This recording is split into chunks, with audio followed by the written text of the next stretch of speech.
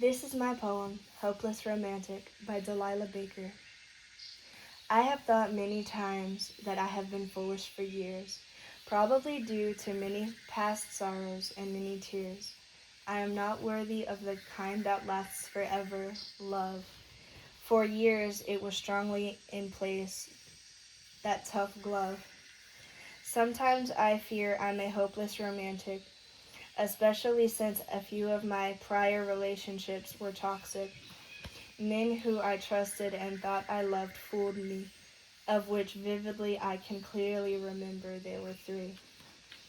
My love for them blinded me to who they really were. Back then, I didn't understand the ways of the world and was still innocent and pure. Unfortunately, some truths have to be learned the hard way. Although they hurt me, I preferred to keep it inside, none of which I could really say. Whenever I would try to talk about it, I would break down. If anyone would bring it up, my face would morph into an automatic frown. After 7 years of therapy, I'm still not good at talking about how I feel. Even though some days I feel like I'll drown in all the emotions, I keep it in my lips in a tight seal. It's the defense mechanism I've used for years to keep my feelings inside.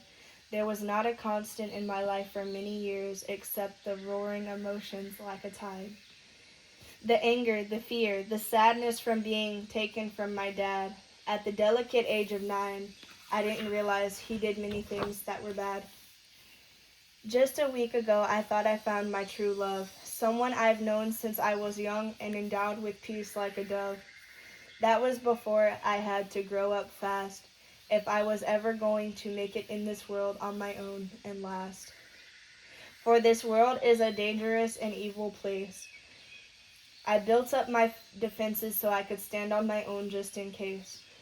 I grew up hearing the word of the Lord but did not understand. But now that I am older and have been saved by him, it is truly grand.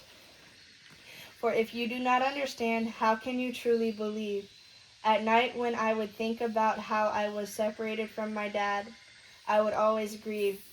The childhood I thought I lost and could have had. Normal like all the other kids, it used to always make me sad.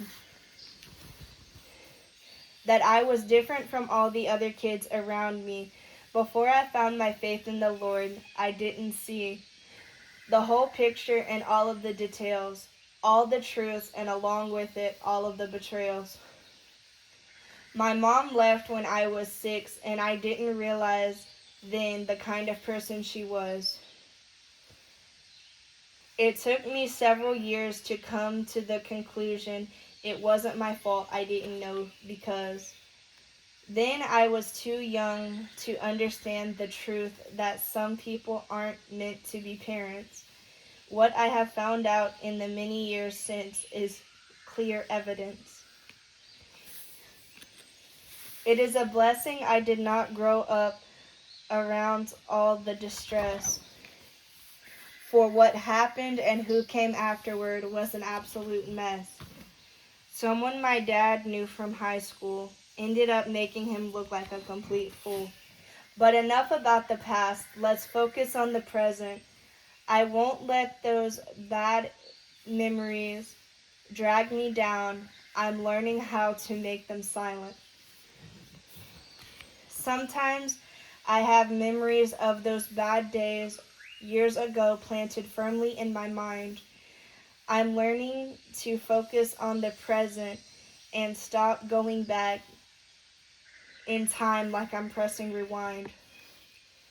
I have to focus on the present and let go of the past to be truly content.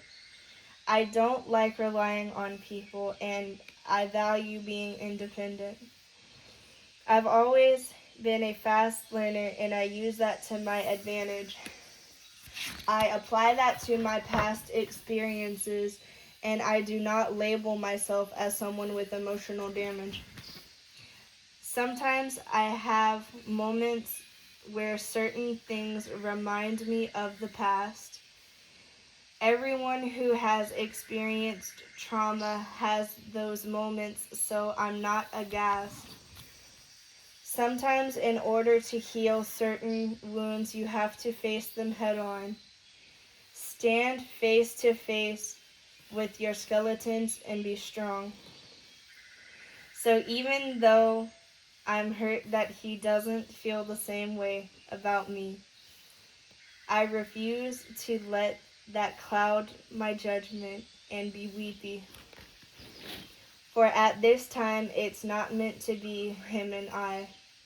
I refuse to wallow in self-pity and let myself cry. For in God's right timing, I will find the one and only. The one I'm meant to spend the rest of my life with and never be lonely. The one I will grow old with and truly trust. A relationship built solely on love, not lust. Even though sometimes I'm impatient and want to take things into my own hands, the Lord alone knows his plans for me, and my relationship with him stands. The most important thing in my life to behold, this important part of my story most definitely has to be told, because I am no one without my Creator, the one and only Lord and Savior. He loves all of his children, including me. His love is eternal, and he loves unconditionally. I know I will find my one true love when the time is right, so I will focus on the word of the Lord and the light. Trust him with all my heart. I will not stray from his love. I will never depart.